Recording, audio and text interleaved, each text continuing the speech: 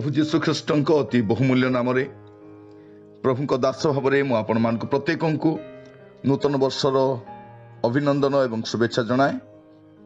प्रभु आपण प्रत्येक को बाहुल्य रूपे आशीर्वाद करंतु। आज आपण सम्मुख में एक नुआ संवादटी नहीं प्रभु वाक्य परिवेषण करी।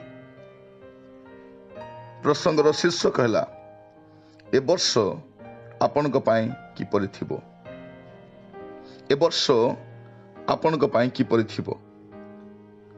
यही प्रसंग को आपण ध्यान पूर्वक शुणिबे।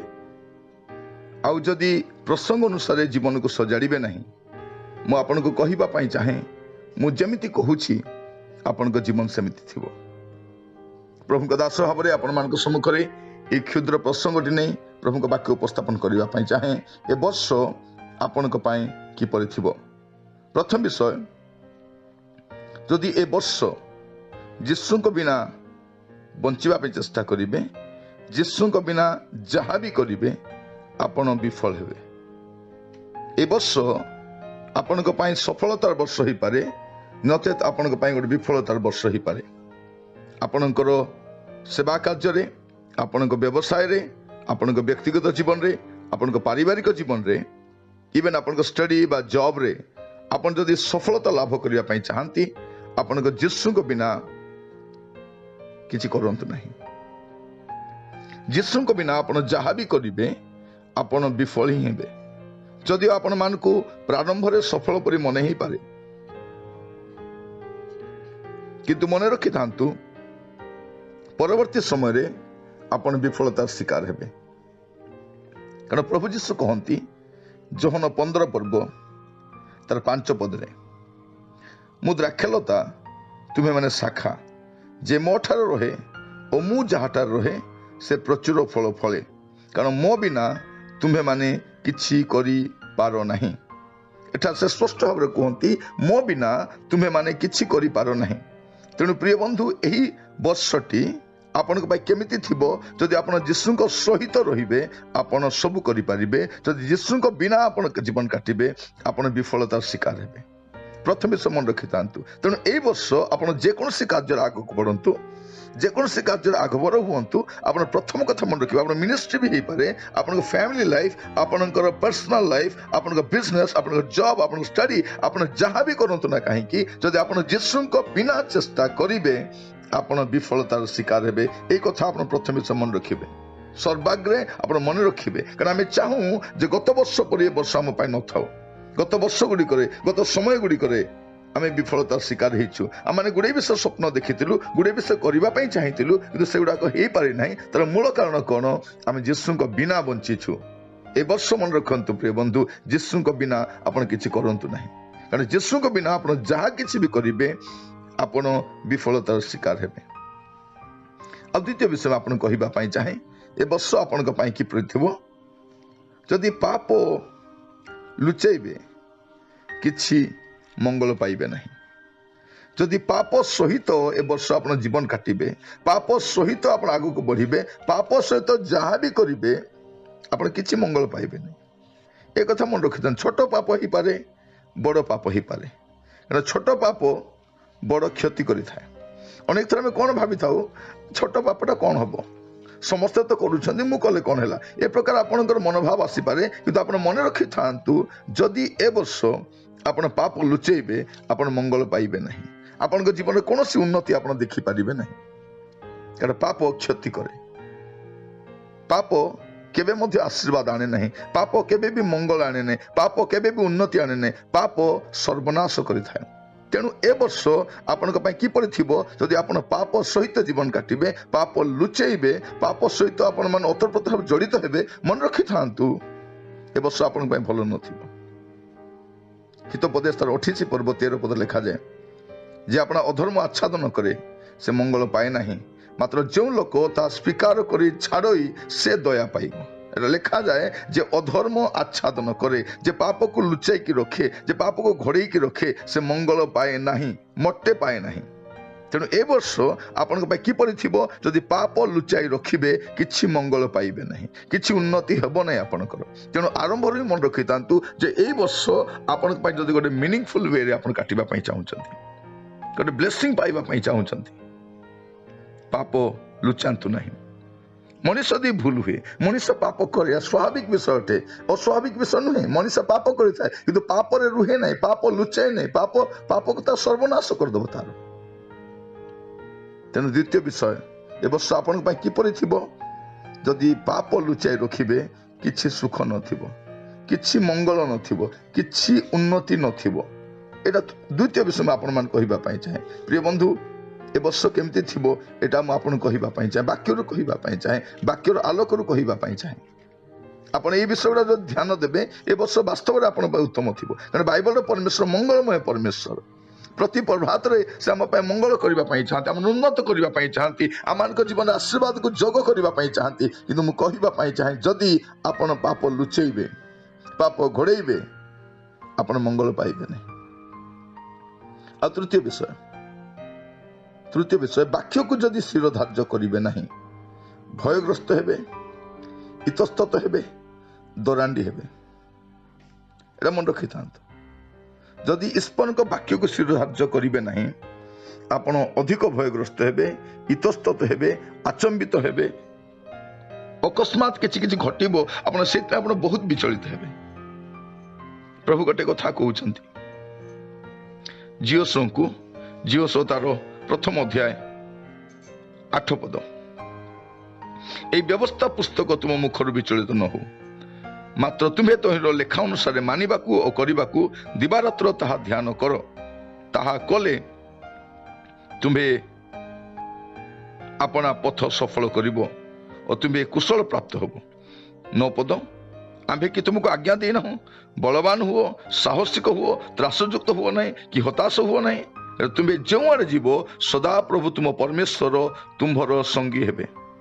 ଏଟା ଲେଖାଯାଏ। ଆମେ ସମସ୍ତେ କେବଳ ପ୍ରତିଜ୍ଞାକୁ ପସନ୍ଦ କରିଥାଉ, କିନ୍ତୁ ପ୍ରତିଜ୍ଞା ସହିତ ଗୋଟେ ଆଜ୍ଞା ମଧ୍ୟ ଥାଏ।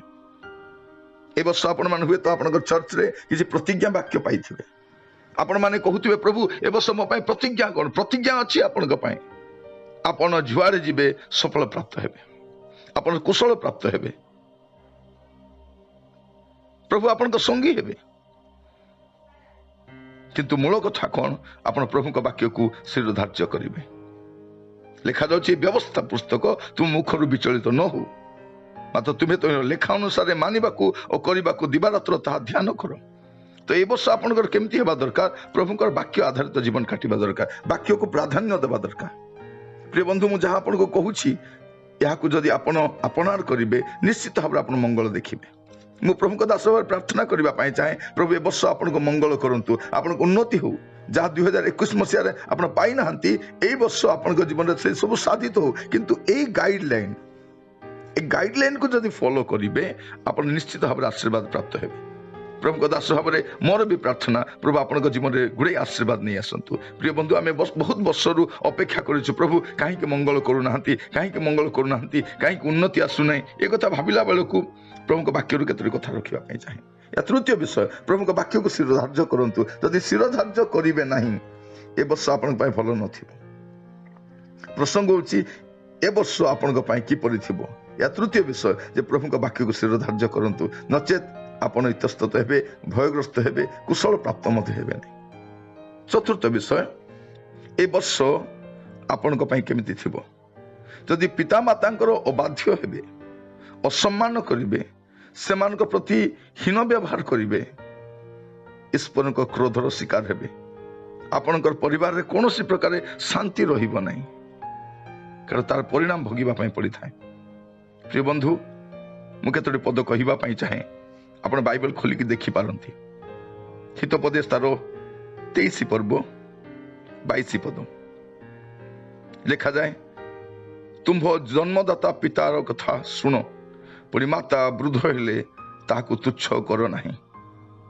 ଲେଖାଯାଏ, ତୁମ ଜନ୍ମଦାତା ପିତାର କଥା ଶୁଣ। ଆପଣଙ୍କ ବାପା ରୋଜଗାର କରୁଛନ୍ତି କି ନାହିଁ, ଅସୁସ୍ଥ ଅଛନ୍ତି ନା କେମିତି ଅଛନ୍ତି, ସେ ପ୍ରଭୁର ଅଛନ୍ତି ନା ନାହିଁ, ସେ କଥା ମୁଁ ଜାଣେ ନାହିଁ। କିନ୍ତୁ ବାଇବଲ କୁହେ, ତୁମ ଜନ୍ମଦାତା ପିତାର କଥା ଶୁଣ, ପୁଣି ମାତା ବୃଦ୍ଧ ହେଲେ ତାହାକୁ ତୁଚ୍ଛ କର ନାହିଁ।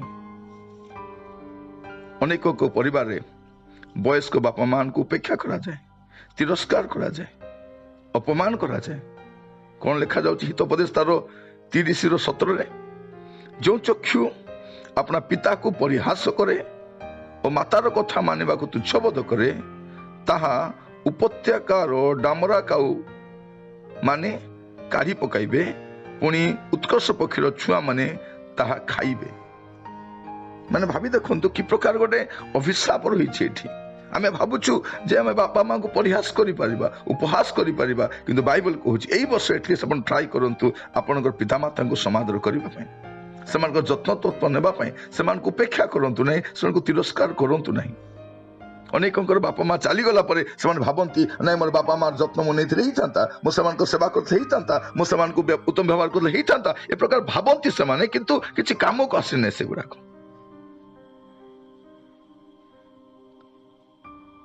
प्रिय बंधु हितोपदेश तार 20 पर्व 20 पद लिखा जाए जे अपना पिता कि माता को अभिशाप दिए घर अंधकार रे ताहार प्रदीप निभाजिब। बाइबल लिखा जाए जे अपना पिता कि माता को अभिशाप दिए घोर अंधकार रे ताहार प्रदीप निभाजिब। जेतेले ताकू प्रभुकर साहाय्य अछि प्रभु अपना प्रदीप काढ़ी नेबे तार जीवन अंधकारमय हो तेणु ए वर्ष केमिति थिबो आपणकर बापा माँ को आपण जत्न नेबे परिवार को उपेक्षा करिवे नहीं। धन अछि धन पछरे गड़ेबे नहीं काली कि धन थाई पारे परिवार नष्ट हो जाइथिबो। पिलामान को जत्न नियंतु बापा माँ जत्न नियंतु जेपरि आपन पिला माने देखिबे बापा माँ केमती जत्न नेबार अछि तेबे आपण वृद्ध होइले आपन पिला माने आपन जत्न नेबे। आज आमर पिला माने काहे हमर भलो जत्न ननांती काहे समान सेमती देखिकी बढ़िचंती जे आमे आम बापा माँ को उपेक्षा करिछु तिरस्कार करिछु असम्मान करिछु हे ज्ञान करिछु सेटा देखि बढ़िचंती तेणु सेमाने मध्य जते शिक्षित होइले मध्य आमर जत्न नै पारु नांती। पिता माता को जो अबाध्य करिवे अबाध्य हेबे असम्मान करिवे हे ज्ञान करिवे उपेक्षा करिवे ए वर्ष किछि भलो नथिबा आपन पय। तेणु ए वर्ष परिवार थिबा वयस्क बापा माँ मान पय वृद्धा मान जत्न नियंतु। हे तो सेमाने बयस बा सकाशे अनेक कथा कहते सेमाने आमान को सुनिबा पय पसंद लागे नहीं किंतु बाइबल कहूछि सेमान को सम्मान देबा पय जत्न नेबा पय। प्रभु आपण मान को प्रत्येक को या बुझिबा पय सहाय्य करंतु। पंचम विषय ए वर्षटी आपण को पय किपरि थिबो। शैतान आपण को अनिष्ट करबाकू सबले कार्यरत रहिबो आपण को कष्ट देवा पाए आपण को धराशायी करबा पाए आपण को लज्जित करबा पाए शैतान तार उद्यम को पूर्व अपेक्षा उग्र भाव से कार्य करिबो। ए कथा मन रखितांतु आपण भलरे थांतु आपण आत्मिक भाव बढ़ंतु आपण को साक्ष्य भल थाउ एटा शैतान जमा चाहिबो नै। शैतान आपणकर पुणी आपण परिवार अनिष्ट करबा पाए अधिक तत्पर भाव में कार्य करिबो। ए वर्ष आपण पाई प्रकार थिबो किंतु मु आपण को परामर्श देबा पाई चाहे बाइबल रो आपण कोन करिवे एफिसियो 6 पर्व तार 13 पद अनुसार लिखा जाउची तुमे माने जेपरि दुर्दिन रे प्रतिरोध करी सर्वज ही अटल रही पारो एथि निमंते ईश्वर दत्त समस्त सज्जा ग्रहण करो। प्रिय बंधु मु आपण कहिबा पाई चाहे जदि एई वर्ष शैतान विपक्ष रे आपण विजयी भाव रे ठिया हेबा पाई चाहिबे यीशु आपण को विजय करि सारी छंती किंतु व्यक्तिगत भाव रे जदि आपण शैतान विरुद्ध रे ठिया हेबा पाई चाहिबे कारण से सबले आपण अनिष्ट करबा पाई तार आधिपत्य देखाइबा पाई तार समस्त कौशल को व्यवहार करिवो आपण कोन करिवे आत्मिक सज्जा परिधान करिवे ईश्वर दत्त समस्त सज्जा जा लेखा जाउची सेठी से सकल विषय ग्रहण करिवे सत्य रूप कटिबंधन रे कटि बांधिबे धार्मिकता रूप उरस्त्राण परिधान करिवे पादरे सुसमाचार पादुका पिंधिबे आपण कोन करिवे विश्वास ढाल धरिबे परित्राण शिरस्त्राण धारण करिवे एवं हस्तरे आत्मांकर खड्ग ईश्वर वाक्य धारण करिवे तेबे आपण शैतान को परास्त करी आगु को बढ़ी पारिबे कारण एई वर्ष शैतान आहुरी आपण को हैरान करिया चेष्टा करिवो आपण को साक्ष्य को नष्ट करिया पय आपण को जीवन को नष्ट करिया पय आपण को विरुद्ध तार समस्त कला कौशल को से देखाइबो चेष्टा करिवो किंतु मन रखितांतु जगत रे जे अछि ता अपेक्षा आमान को मध्य जे अछंती से महान ए कथा प्रथम जोहन 4 पर्व 4 पद लिखा जाउछि, हे वत्सगण तुम्हे माने इस्प्रम ठार जात आ तुम्हे माने से मानकु जय करियछ। तुम मान ठारे जे अछंती से जगत रे जे अछि ता ठारू महान। प्रभु को नाम धन्यवाद हो। शैतान आपन को अनिष्ट करिया पई जते चेष्टा कले मध्य आपनकर किछि करि परिबो नाही, किंतु आपन मन रखि थांतु शैतान नीरव रहिबो नाही। से तार रणकौशल से एप्लाई करिबो, किंतु आपन प्रभु देथिबा आत्मिक सज्जा को धारण करिवे आ तो द्वारा आपन तार विरुद्ध रे आपन ठिया ही परिबे। एटा पंचम विषय। षष्ठ विषय, देशर राजनीतिक अस्थिरता भल नथिबो, माने आहुरी अस्थिरता आडको गति करिबो। घृणा गंडगोल एटा बढ़िबो। एई वर्ष आपनको पई आपण देखिबे चारिआडे समस्यार घेरा मध्य आम रहिबो, कारण आमानकर स्वर्ग को प्रत्यावर्तन करिवार समय आसीगलानी। आमे जते जते प्रभु जीशु ख्रीष्टंकर आगमनर पाखक पाखक आसुथिबु, देशर पृथ्वीर राजनीतिक अस्थिरता सामाजिक अस्थिरता एगुड़ाक सबू भयंकर रूप धारण करिबो। किंतु मैं आपन कहिबा पई चाहे ए वर्ष जदि आपण भल थाउ बोली चाहूँगी आपण गोटे विषय करेंगे। प्रथम तिमोथी 2 पर्व प्रथम 2 पद, प्रथम तिमोथी 2 पर्व तार प्रथम 2 पद लिखा जाउछि, आमे माने जेपरि सर्वत भावे ईश्वर परायणता और भद्रता सह शांति और निर्विघ्नतार जीवन यापन करि पारु, एथि निमंते सर्वसाधारण लोकंक पाए राजा और शासनकर्ता समस्तक पाए निवेदन प्रार्थना विनती और धन्यवाद उत्सर्ग करने निमंते मु सर्वप्रथम अनुरोध करुअछि। जदि आपण शांति रे और निर्विघ्नतार माने बाधाहीन, निर्विघ्न माने बाधाहीन भाव रे जीवन यापन करने चाहूँगी, शांति रे भद्रतार जीवन यापन करने चाहूँगी, आपण कौन करेंगे देशर अस्थिरता मध्य सुधा आपण प्रार्थना करने भूलिबे नहीं। ए देश आमर निजर देश अटे, यह आमर पैतृक देश अटे, भारत आमर निजर अटे। तो देश में जिते समस्या सृष्टि होना कहीं वर्ष आपण ए प्रकार थाई पारे, कारण आगामी समय रे भारत परिस्थिति भल नथिबो। भारत नुहे विश्वर कौन सी देश परिस्थिति भल नथिबो, किंतु आपण सुविधा हम कौन आपण प्रतिदिन आपण देश प्रार्थना करेंगे, जेपरि आपण भद्रता सह शांति और बाधाहीन जीवन यापन करि परिबे। प्रभु आपण को यह बुझिबा पई सहाय्य करंतु। सप्तम विषय, ए वर्ष आपण को पई किपरि थिबो।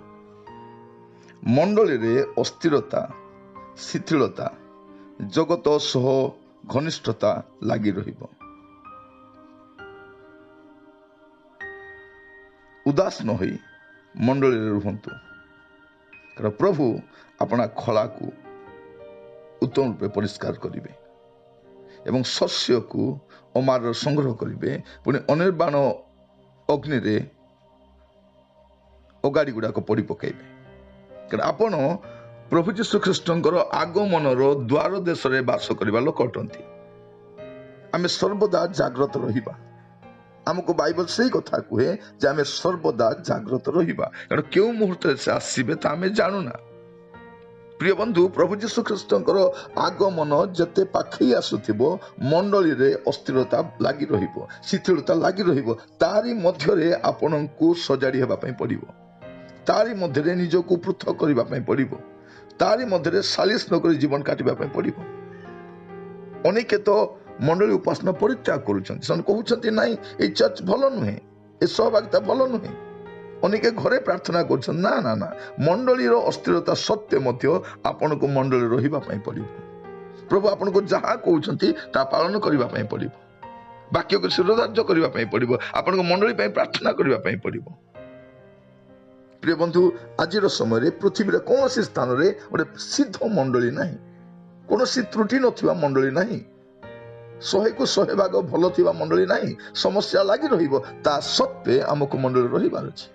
मुझे कहवाई चाहे प्रभु सप्ताह गोटे दिन दियंती उपासना करने गृह को जावाई से दिनटी नष्ट करेंगे ना अन्य कार्य मनोनिवेश करेंगे ना कारण से दिन गुड़े कार्य आसी थाए कार बाहागर प्रस्ताव देखा जीवार थी गाड़ी देखापी जीवार थी पिकनिक जीवार थी आ गुड़े विषय से दिन थी पारे सबू को एवॉइड करंतु एवं मंडली उपासना को परित्याग करंतु नहीं कारण मंडली प्रति प्रभु को दृष्टि रही तो यही वर्ष अनेक अस्थिरता आप देखिए आग को आहरी गुड़े समस्या रही चाहे हितोपदेश तार 10 पर्व 25 पद लिखा जाए आउ कही कही जेपरी आम्भ मान मंडली उपासना परित्याग करी आम्भे माने सेपरी न करू बरं परस्पर को उत्साह देऊ विशेषत्व जेते तुम्हें माने प्रभु को दिन निकटवर्ती होई आसुछि बोली देखुअछ प्रभु जीशु ख्रीष्टंकर आगमन पाखे आसीबा समय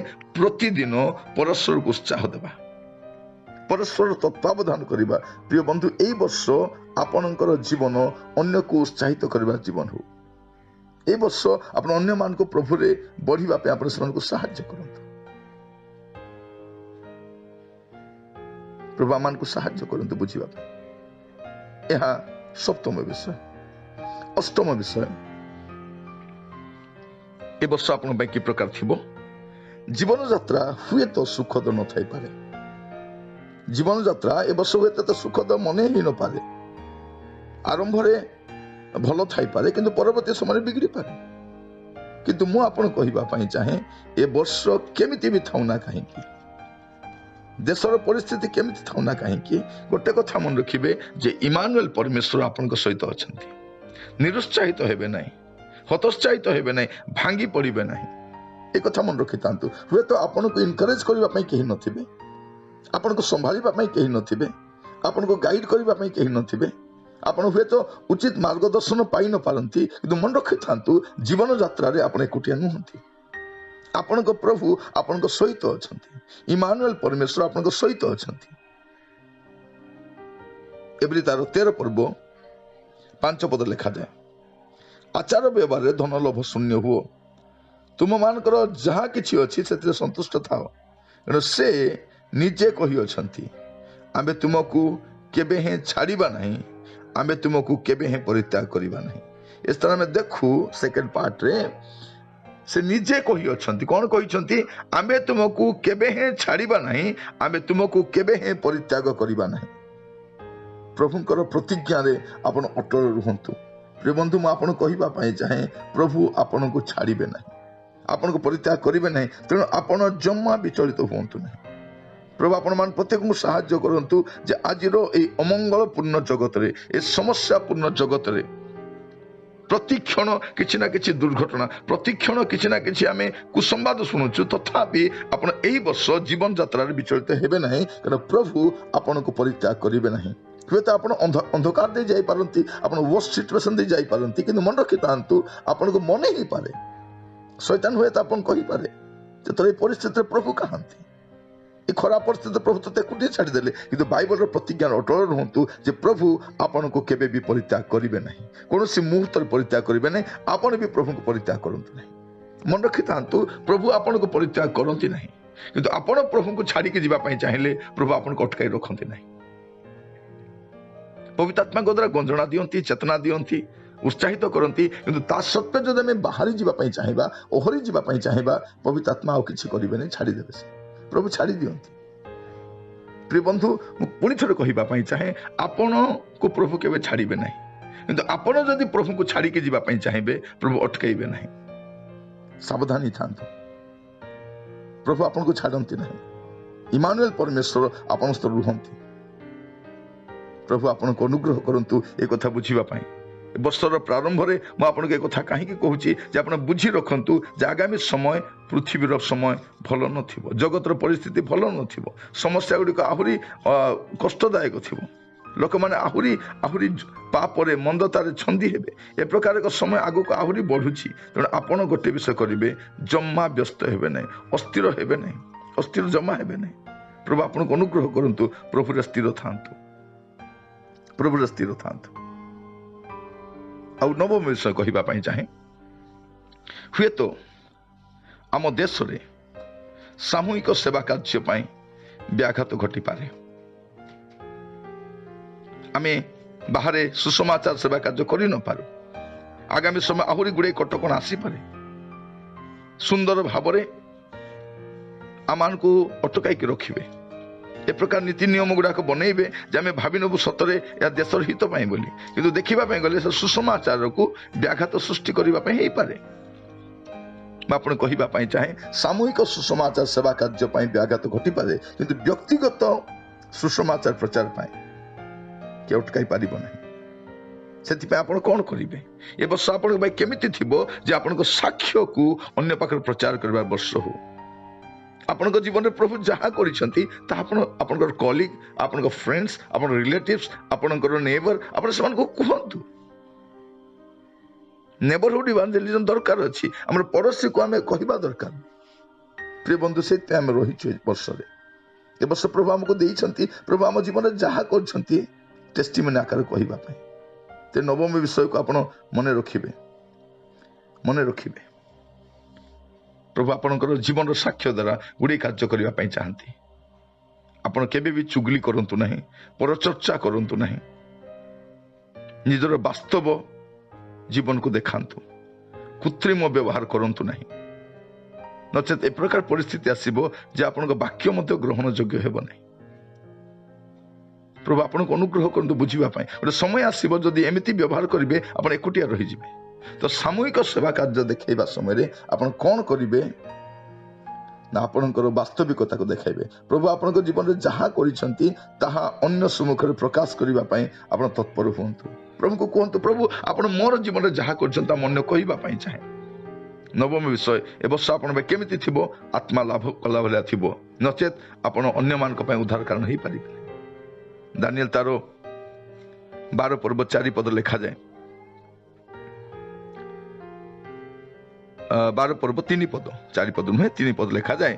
ଆଉ ଯେଉଁମାନେ ଜ୍ଞାନବାନ ସେମାନେ ଆକାଶର ଦୀପ୍ତି ତୁଲ୍ୟ, ଯେଉଁମାନେ ଅନେକଙ୍କୁ ଧର୍ମର ପ୍ରତି ଫେରାଇ ଆଣନ୍ତି ସେମାନେ ତାରାଗଣ ତୁଲ୍ୟ ଅନନ୍ତ କାଳ ପର୍ଯ୍ୟନ୍ତ ତେଜସ୍ୱୀ ହେବେ। ଯେଉଁମାନେ ଅନ୍ୟମାନଙ୍କୁ ଧର୍ମର ପ୍ରତି ଫେରାଇ ଆଣନ୍ତି, ଆପଣଙ୍କର କାର୍ଯ୍ୟ ହେବା ଦରକାର ଅନ୍ୟମାନଙ୍କୁ ସତ୍ୟ ମାର୍ଗରେ ଆଣିବା, ଅନ୍ୟମାନଙ୍କୁ ସୁସମାଚାର କହିବା, ଅନ୍ୟମାନଙ୍କୁ ପ୍ରଭୁଙ୍କ କତିକି ଆଣିବା। ଏ ବର୍ଷ ଆପଣଙ୍କ ପାଇଁ ଏକ ସାକ୍ଷ୍ୟମୟ ଜୀବନ ହଉ, ଏହା ପ୍ରଭୁଙ୍କ ନିକଟରେ ମୋର ପ୍ରାର୍ଥନା। ପ୍ରଭୁ ଆପଣମାନଙ୍କୁ ବାହୁଲ୍ୟ ରୂପେ ଆଶୀର୍ବାଦ କରନ୍ତୁ। ଏହି କ୍ଷେତ୍ରରେ ସାମୂହିକ ସେବା କାର୍ଯ୍ୟ ହୁଏତ ବ୍ୟାଘାତ ସୃଷ୍ଟି ହେଇପାରେ, କିନ୍ତୁ ଆପଣଙ୍କର ସେବା କାର୍ଯ୍ୟରେ ବ୍ୟାଘାତ ହେବ ନାହିଁ। ପ୍ରଭୁ ଆପଣଙ୍କୁ ବ୍ୟବହାର କରନ୍ତୁ। ଏ ବର୍ଷ ଆପଣଙ୍କ ପାଇଁ କିପରି ଥିବ? ହୁଏତ ଆପଣଙ୍କର ଖ୍ରୀଷ୍ଟୀୟ ବିଶ୍ୱାସ ମତକୁ ସାଲିସ କରିବା ପାଇଁ ବାହ୍ୟ ଏବଂ ଆଭ୍ୟନ୍ତରୀଣ ଚାପ ଥାଇପାରେ। ଏ ବର୍ଷ କେମିତି ଥିବ?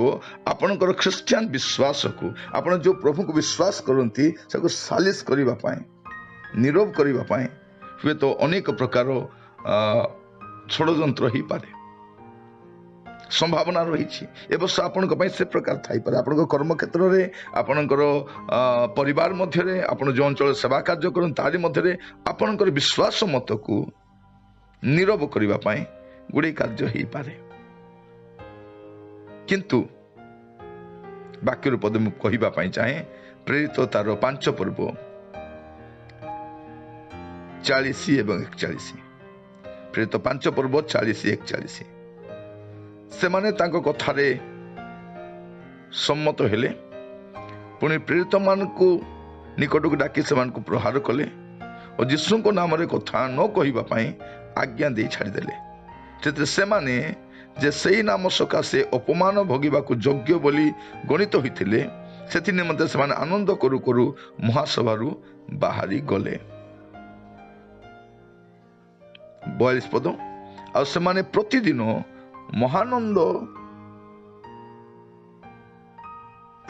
ମନ୍ଦିରରେ ଓ ଘରେ ଘରେ ଶିକ୍ଷା ଦେବାରୁ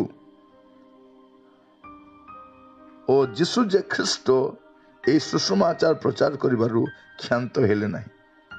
କେତେ ସୁନ୍ଦର ଲେଖାଯାଉଛି 42 ପଦରେ, ଆଉ ସେମାନେ ପ୍ରତିଦିନ ମନ୍ଦିରରେ ଓ ଘରେ ଘରେ ଶିକ୍ଷା ଦେବାରୁ ଓ ଯୀଶୁ ଯେ ଖ୍ରୀଷ୍ଟ ଏ ସୁସମାଚାର ପ୍ରଚାର କରିବାରୁ କ୍ଷାନ୍ତ ହେଲେ ନାହିଁ। ଚାପ ଅଛି, କହିବ ନାହିଁ, ଯୀଶୁଙ୍କ ନାମରେ କଥା କହିବ ନାହିଁ, ଯୀଶୁଙ୍କ ବିଷୟରେ କାହାକୁ ଜଣେଇବ ନାହିଁ। କିନ୍ତୁ ସେମାନେ ପ୍ରହାରିତ ହେଲେ, ଅପମାନିତ ହେଲେ, କିନ୍ତୁ ଆନନ୍ଦ ମଧ୍ୟ କଲେ। ପ୍ରିୟ ବନ୍ଧୁ, ଏଇ ବର୍ଷ ଆପଣଙ୍କୁ ଏ ପ୍ରକାର ଥାଇପାରେ। ଯଦି ବାସ୍ତବରେ ଆପଣଙ୍କର ସାକ୍ଷ୍ୟମୟ ଜୀବନ କାଟିବା ପାଇଁ ଚାହାନ୍ତି, ପ୍ରଭୁଙ୍କ ପାଇଁ କଥା ହେବା ପାଇଁ ଚାହାନ୍ତି, ଏ ପ୍ରକାର ଥାଇପାରେ। ଆପଣଙ୍କ ଜୀବନରେ ଏ କଷ୍ଟକର ପରିସ୍ଥିତି ଥାଇପାରେ। କିନ୍ତୁ ମନେ ରଖିଥାନ୍ତୁ, ବାଇବଲର ପ୍ରତିଜ୍ଞା, ବାଇବଲର ପରମେଶ୍ୱର ପ୍ରତିଜ୍ଞା ରକ୍ଷାକାରୀ ପରମେଶ୍ୱର। ସେ ପ୍ରତିଜ୍ଞା ରକ୍ଷା କରନ୍ତି। ସେ କ'ଣ କହୁଛନ୍ତି? ଲୁକ 12:7 କିନ୍ତୁ ତୁମମାନଙ୍କର ମସ୍ତକର ସମସ୍ତ କେଶ ହିଁ ଗଣା ଯାଇଅଛି, ଭୟ କର ନାହିଁ, ତୁମେମାନେ ଅନେକ ଘର ଚଟିଆ ଠାରୁ ଶ୍ରେଷ୍ଠ। ପ୍ରିୟ ବନ୍ଧୁ, ତାଡ଼ନା ରହିଥିବ, ଆପଣଙ୍କ ବିଶ୍ୱାସ ମତକୁ ସାଲିସ କରିବା ପାଇଁ କୁହାଯାଇପାରେ। କିନ୍ତୁ ମନେ ରଖିଥାନ୍ତୁ ଏ ପ୍ରତିଜ୍ଞାକୁ, ଯେ ପରମେଶ୍ୱରଙ୍କର ଅଜ୍ଞାତ ସାରରେ, ତାଙ୍କ ଅଜଣାତରେ ଆପଣଙ୍କ ଜୀବନରେ କିଛି ଘଟିବ ନାହିଁ। ତେଣୁ ଆପଣ ନଦ ନଦୀ ଦେଇ ଯାଆନ୍ତୁ, ଅଗ୍ନି ଦେଇ ଯାଆନ୍ତୁ, କଷ୍ଟକର ପରିସ୍ଥିତି ଯାଆନ୍ତୁ, ରୋଗ ଦେଇ ଯାଆନ୍ତୁ, ସମସ୍ୟା ଦେଇ ଯାଆନ୍ତୁ, ତାଡ଼ନା ଦେଇ ଯାଆନ୍ତୁ, ପ୍ରଭୁଙ୍କର ବିନା ଅନୁମତିରେ, ପ୍ରଭୁଙ୍କର ଅଜ୍ଞାତ ସାରରେ ଆପଣଙ୍କ ଜୀବନରେ କିଛି ହବ ନାହିଁ। ଏ ବର୍ଷ ଏ ପ୍ରକାର ଥାଇପାରେ। କେବଳ ସୁଖଦ ଥିବ ତାହା ନୁହେଁ, ଦୁଃଖ ବି ଥାଇପାରେ, ସମସ୍ୟା ଥାଇପାରେ, ଅଭାବ ଥାଇପାରେ, ଅନାଟନ ଥାଇପାରେ। କିନ୍ତୁ ପ୍ରଭୁ ରହିଥିବେ, ଆଉ ପ୍ରଭୁ ଯଦି ଆପଣଙ୍କ ସହିତ ରହିଥିବେ, ଆପଣ ଜମା ବିଚଳିତ ହୁଅନ୍ତୁ ନାହିଁ। ପ୍ରିୟ ବନ୍ଧୁ, ପ୍ରଭୁ ଯଦି ଆପଣଙ୍କ ଜୀବନରେ କିଛି କରୁନାହାନ୍ତି, ଆପଣ ବି କିଛି କରନ୍ତୁ ନାହିଁ, ସାଇଲେଣ୍ଟ ରୁହନ୍ତୁ। ପ୍ରଭୁଙ୍କର ନିରବତାକୁ ବୁଝିବାକୁ ଚେଷ୍ଟା କରନ୍ତୁ। ବେଳେବେଳେ କ'ଣ ହୁଏ ନା, ପରମେଶ୍ୱର ଆମ ଜୀବନରେ କିଛି କରୁଛନ୍ତି ବୋଲି ଜଣାପଡ଼େ ନାହିଁ, ତେଣୁ ଆମେ କିଛି କରିପକାଉ। ଆପଣ କିଛି କରନ୍ତୁ ନାହିଁ, ନୀରବ ରୁହନ୍ତୁ, ପ୍ରଭୁ କାର୍ଯ୍ୟ କରିବେ। ଆପଣଙ୍କ ବିପକ୍ଷମାନଙ୍କ ମୁଖକୁ ପ୍ରଭୁ ବନ୍ଦ କରିବେ। ଆପଣଙ୍କ କର୍ମକ୍ଷେତ୍ରରେ ପ୍ରଭୁ କାର୍ଯ୍ୟ କରିବେ। ଆପଣଙ୍କ ବିବାହରେ ପ୍ରଭୁ କାର୍ଯ୍ୟ କରିବେ। ଆପଣଙ୍କ ସପକ୍ଷରେ ପ୍ରଭୁ ଠିଆ ହେବେ। ଏଇ ବର୍ଷ ପ୍ରଭୁ ଆପଣଙ୍କ ଶକ୍ତି ସହିତ ଆପଣଙ୍କ ସହିତ ଠିଆ ହେବେ। କିନ୍ତୁ ଆପଣ ପ୍ରଭୁଙ୍କ ସହିତ ରୁହନ୍ତୁ, ପ୍ରଭୁଙ୍କୁ ଛାଡ଼ିକି ପଳାନ୍ତୁ ନାହିଁ। ପରିସ୍ଥିତି ଖରାପ ଅଛି ବୋଲି ଆପଣ ଜମା ବିଚଳିତ ହୁଅନ୍ତୁ ନାହିଁ। ଏ ବର୍ଷ ଆପଣମାନଙ୍କ ପାଇଁ ଗୋଟେ ମଙ୍ଗଳର ବର୍ଷ ହଉ, ସୁରକ୍ଷାର ବର୍ଷ ହଉ, ସମାଧାନର ବର୍ଷ ହଉ, ଅଭିଷେକର ବର୍ଷ ହଉ, ପ୍ରଭୁଙ୍କ ଶାନ୍ତି ପାଇବାର ବର୍ଷ ହଉ, ପ୍ରଭୁଙ୍କ ସଙ୍ଗତିରେ ରହିବାର ବର୍ଷ ହଉ, ପୁଣି ପ୍ରଭୁ ଯୀଶୁ ଖ୍ରୀଷ୍ଟଙ୍କ ନିମନ୍ତେ ଆଗମନ ପାଇଁ ପ୍ରସ୍ତୁତ ହେବାର ବର୍ଷ ହଉ। ପ୍ରିୟ ବନ୍ଧୁ, ଯେତେବେଳେ ବର୍ଷ ଅତିକ୍ରମ ହେଉଛି, ଆମେ ଯୀଶୁଙ୍କର ଆଗମନର ଅତି ନିକଟତର ହେଉଛୁ। କିଏ ଜାଣେ, ଆମେ ଅନ୍ତିମ ମୁହୂର୍ତ୍ତରେ ବାସ କରୁଛୁ। କିଏ ଜାଣେ ପ୍ରଭୁଙ୍କର ଆଗମନ ୟା ମଧ୍ୟରେ ହେଇପାରେ। ଜଗତର ପରିସ୍ଥିତି, ରାଜନୈତିକ ପରିସ୍ଥିତି, ଆର୍ଥିକ ସ୍ଥିତି, ସାମାଜିକ ସ୍ଥିତି, ଜଳବାୟୁକୁ ଦେଖନ୍ତୁ, ଆପଣ ପୃଥିବୀର କୌଣସି ବିଷୟକୁ ଅନୁଧ୍ୟାନ କରନ୍ତୁ, ଏସବୁ ବିଷୟ ଗୋଟେ ବିଷୟକୁ ସଂକେତ କରେ, ତା ହେଉଛି ପ୍ରଭୁ ଯୀଶୁ ଖ୍ରୀଷ୍ଟଙ୍କର ଆଗମନକୁ। ଆସନ୍ତୁ ପ୍ରାର୍ଥନା କରିବା। ମହାମଙ୍ଗଳମୟ ସ୍ୱର୍ଗସ୍ଥ ପିତା, ଆପଣ ଯେଉଁ ପ୍ରସଙ୍ଗଟି, ଯେଉଁ ବାକ୍ୟ ଗୁଡ଼ିକ ମୋ ହୃଦୟରେ ରୋପଣ କଲେ ପ୍ରଭୁ, ତାହା ମୁଁ ଆପଣଙ୍କ ଲୋକମାନଙ୍କ ସମ୍ମୁଖରେ ରଖିଛି।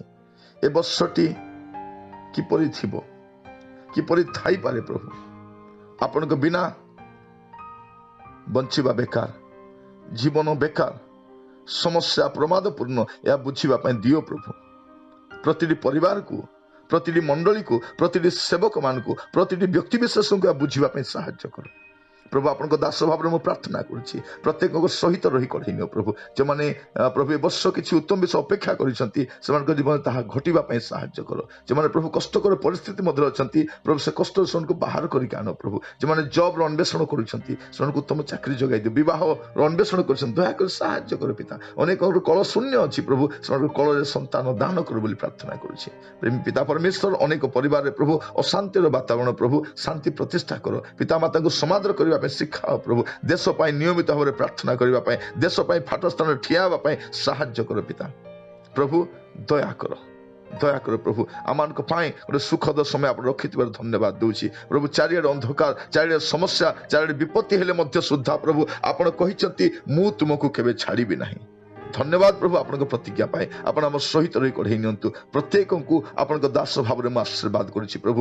ଏ ବର୍ଷ ପ୍ରତ୍ୟେକ ପାଇଁ ମଙ୍ଗଳଜନକ ପ୍ରଭୁ, ଈଶ୍ୱର କୈନ୍ଦ୍ରିକ ବର୍ଷ ହଉ ପ୍ରଭୁ, ଈଶ୍ୱର କୈନ୍ଦ୍ରିକ ବର୍ଷ ହଉ, ଶାନ୍ତିପୂର୍ଣ୍ଣ ହଉ ପ୍ରଭୁ। ଆପଣଙ୍କ ସଙ୍ଗତିରେ ବଞ୍ଚିବାର ବର୍ଷଟି ହଉ ପ୍ରଭୁ। ଏ ବର୍ଷର ଆରମ୍ଭରୁ ପ୍ରଭୁ ଏ ବର୍ଷ ଶେଷ ପର୍ଯ୍ୟନ୍ତ ଆପଣ କଢ଼େଇ ନିଅନ୍ତୁ ପ୍ରଭୁ। ଗତ ଦିନ ମାନଙ୍କର ମୋର ପ୍ରିୟ ଭାଇ ଭଉଣୀ ମାନେ ଯେଉଁ ଆଶୀର୍ବାଦ ଗୁଡ଼ାକ ଆପଣ ଆପଣଙ୍କ ଜୀବନରେ ଦେଖିପାରିନାହାନ୍ତି ପ୍ରଭୁ, ସେ ଆଶୀର୍ବାଦ ଗୁଡ଼ିକ ଏ ବର୍ଷ ସେମାନଙ୍କ ଜୀବନରେ ହେବା ପାଇଁ ସାହାଯ୍ୟ କର ପ୍ରଭୁ, ଦୟା କର ବୋଲି ପ୍ରାର୍ଥନା କରୁଛି। ଆପଣଙ୍କ ଦାସ ଭାବରେ ପ୍ରତ୍ୟେକଙ୍କୁ ପିତା ପୁତ୍ର ପବିତ୍ର ଆତ୍ମାଙ୍କ ନାମରେ ଆଶୀର୍ବାଦ କରି ଏ ପ୍ରାର୍ଥନାରେ ଉତ୍ସର୍ଗ କରୁଛି। ପିତା ଦୟାରେ ଗ୍ରହଣ କରନ୍ତୁ। ଆମେନ୍ ଆମେନ୍। ଆପଣମାନେ ଧ୍ୟାନ ସହିତ ସମ୍ବାଦଟି ଶୁଣିଥିବାରୁ ଆପଣମାନଙ୍କୁ ଧନ୍ୟବାଦ ଜଣାଏ। ପ୍ରତ୍ୟେକଙ୍କୁ ବାହୁଲ୍ୟ ରୂପେ ଆଶୀର୍ବାଦ କରନ୍ତୁ। ଆପଣମାନଙ୍କ ସହିତ ରହି ଆପଣଙ୍କ ମଙ୍ଗଳ ପ୍ରକାଶ କରନ୍ତୁ। ଧନ୍ୟବାଦ। ଗଡ୍ ବ୍ଲେସ୍ ୟୁ ଅଲ୍।